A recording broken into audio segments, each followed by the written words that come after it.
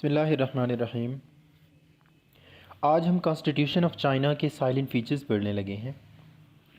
तो हर कंट्री, हर एक स्टेट, उसका अपना एक कॉन्स्टिट्यूशन होता है, उसके अंदर उसके सारे लॉज, रूल्स एंड रेगुलेशंस लिखे होते हैं। तो इसी तरह चाइना का भी एक कॉन्स्टिट्यूशन है। चाइना के कॉन्स्टिट्यूशन के साइलेंट फीचर्स की अगर हम बात करें तो सबसे पहले चाइना का जो कॉन्स्टिट्यूशन है वो एक रिटन फॉर्म में है। उसके जितने एक्ट्स, आर्टिकल्स, सेक्शंस जितना भी है चाइना का कॉन्स्टिट्यूशन, वो सारा एक रिटन फॉर्म में मौजूद है। उसके बाद वो फ्लेक्सिबल है। फ्लेक्सिबल होने का मतलब ये है कि उसके अंदर अमेंडमेंट्स की जा सकती हैं। चाइना के अंदर यूनिटरी सिस्टम है जिसमें सारी मोस्ट ऑफ द पावर्स क्या हैं, सेंटर के पास हैं, और सेंटर ही उन सारी पावर्स को इम्प्लीमेंट करता है, उन सारी पावर्स को एक्सरसाइज करता है। यूनिकैमरल सिस्टम है चाइना का, कि एक ही हाउस है जिससे कानून पास होने होते हैं, जिसमें से कानून बनने होते हैं। उसके बाद हम इसके जनरल फीचर्स की बात करें तो सबसे पहला उसका फ़ीचर है सोशलिस्ट स्टेट। चाइना का कॉन्स्टिट्यूशन ये कहता है कि जो चाइना है वो एक सोशलिस्ट स्टेट होगी और वो लेड की जाएगी किससे, वर्किंग क्लास से। और वर्किंग क्लास और पीजेंट्स का एक अलायंस होगा। सोशलिस्ट स्टेट होने का मतलब ये है कि उसमें कोई कैपिटलिस्ट या कैपिटलिज्म वाली कोई भी चीज़ नहीं होगी, बल्कि उसमें सबको, सबके साथ यकसां सलूक किया जाएगा, सबको इक्वली ट्रीट किया जाएगा।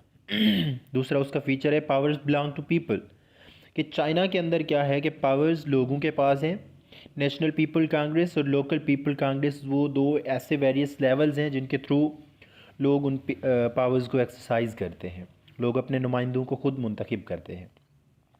नेक्स्ट अगर हम बात करें डेमोक्रेसी की, तो नेशनल पीपल कांग्रेस या लोकल पीपल कांग्रेस, ये ऐसे दो लेवल्स हैं, ऑर्गेनाइजेशंस हैं जिनके थ्रू डेमोक्रेसी काम करती है। लोग खुद ही अपने दरमियान में से लोगों को मुंतखब करते हैं ताकि वो वहाँ पे जाके रिप्रेजेंटेटिव उनके बन के लेजिस्लेटिव बॉडी के अंदर बैठ के लेजिस्लेटिव जो उनका लेजिस्लेचर है वहाँ पे जाके उनके लिए कानून साजी करें। उसके बाद माइनॉरिटी राइट्स की अगर हम बात करें तो जितनी भी नेशनैलिटीज़ हैं चाइना के अंदर, जितने भी लोग हैं वो सारे इक्वल हैं, और जो स्टेट है उसने तमाम माइनॉरिटीज़ के जितने भी लॉफुल राइट्स हैं उनको प्रोटेक्ट करना होता है।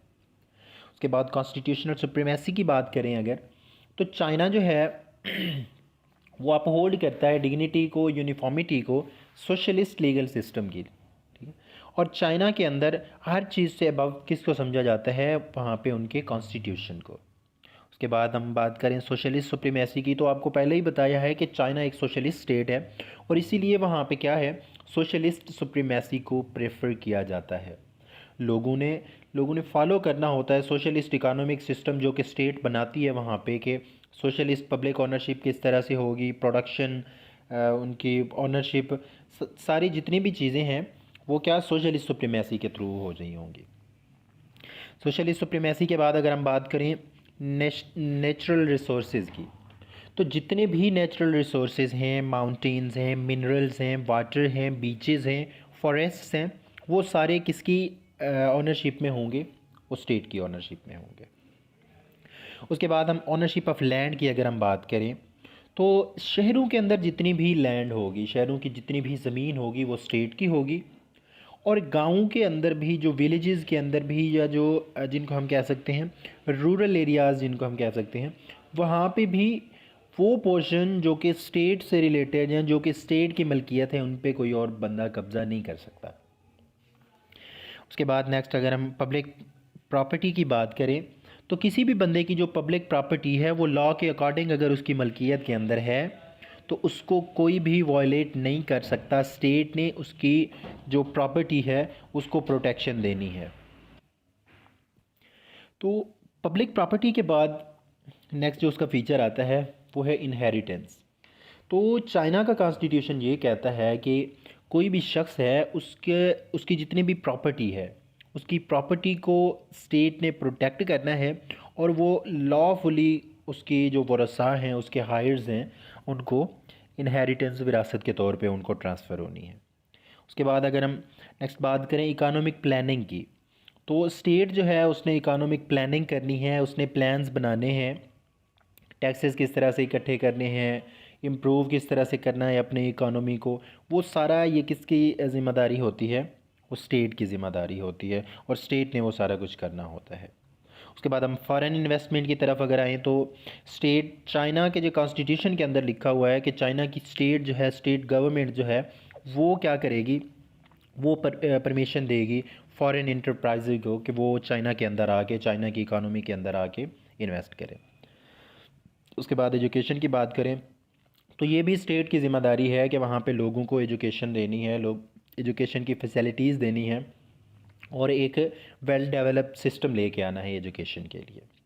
साइंस एंड टेक्नोलॉजी की बात करें अगर हम, तो वो भी स्टेट की ज़िम्मेदारी है कि साइंस एंड टेक्नोलॉजी और जितने भी नेचुरल या सोशल साइंसेज हैं उनको डेवलप करना, और उनकी प्रमोशन के लिए किरदार अदा करना भी स्टेट की ज़िम्मेदारी है। मेडिसिन एंड फिटनेस की बात करें तो ये भी स्टेट की ज़िम्मेदारी है कि हेल्थ और मेडिसिन को उसने डेवलप करना है, लोगों को हेल्थ सेक्टर के अंदर सहूलियात देनी है। उसके बाद फ़िटनेस की अगर हम बात करें तो लोगों के फ़िज़िकल फ़िटनेस के ऊपर भी स्टेट ने उसके लिए भी प्लान्स बनाने हैं।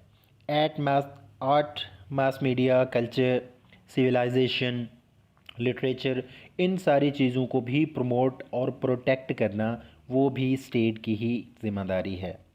ट्रेंडिंग टू सिर्फ सोशलिज़म है, क्योंकि आपको पहले ही बताया है कि चाइना एक सोशलिस्ट स्टेट है, तो वहाँ पे फिर लोगों को इस चीज़ की ट्रेनिंग दी जाती है कि किस तरह से उन्होंने सोशलिज़म को सर्व करना है।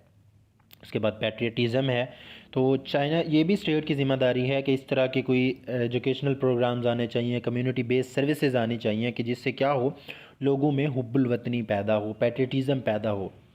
उसके बाद फैमिली प्लानिंग है कि फैमिली प्लानिंग करना कि कितने बच्चे होने हैं, कब बच्चे होने हैं, इससे ज़्यादा, ताकि पॉपुलेशन को कंट्रोल में रखा जाए। तो ये भी स्टेट की ज़िम्मेदारी है कि स्टेट ने फैमिली प्लानिंग बनानी है और उसको इम्प्लीमेंट भी स्टेट ने ही करवाना होता है। उसके बाद मेंटेनिंग ऑर्डर एंड जस्टिस है, वो भी स्टेट की ज़िम्मेदारी है कि उन्होंने क्या करना है कि वहाँ पे लॉ एंड ऑर्डर की सिचुएशन को रखना, लॉलेसनेस की कोई जो है ना वो सूरत हाल क्रिएट नहीं होने देनी, तो वो भी स्टेट की ही ज़िम्मेदारी में आता है।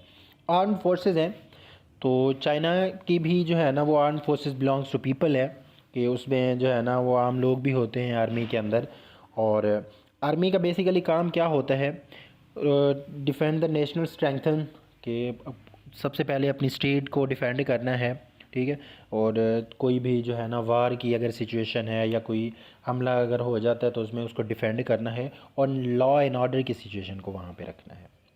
राइट ऑफ फॉरेनर्स की अगर हम बात करें तो चाइना के कॉन्स्टिट्यूशन के फीचर्स के अंदर ये चीज़ भी शामिल है कि चाइना राइट ऑफ फॉरेनर्स की भी बात करता है, राइट ऑफ फॉरेनर्स को भी प्रोटेक्ट करता है। जितने भी लोग यहाँ से चाइना में जाते हैं, चाहे वो स्टडी के लिए जाते हैं या चाहे वो काम के लिए जाते हैं, चाहे वो विज़िट वीज़ा पे जाते हैं, तो चाइना जितने भी वहाँ पे फॉरेनर्स जाते हैं, चाइना उनके भी जो जितने भी राइट्स हैं उन सब की प्रोटेक्शन में किरदार अदा करता है और ये स्टेट की ज़िम्मेदारी है कि वो उनकी राइट्स की प्रोटेक्शन करे।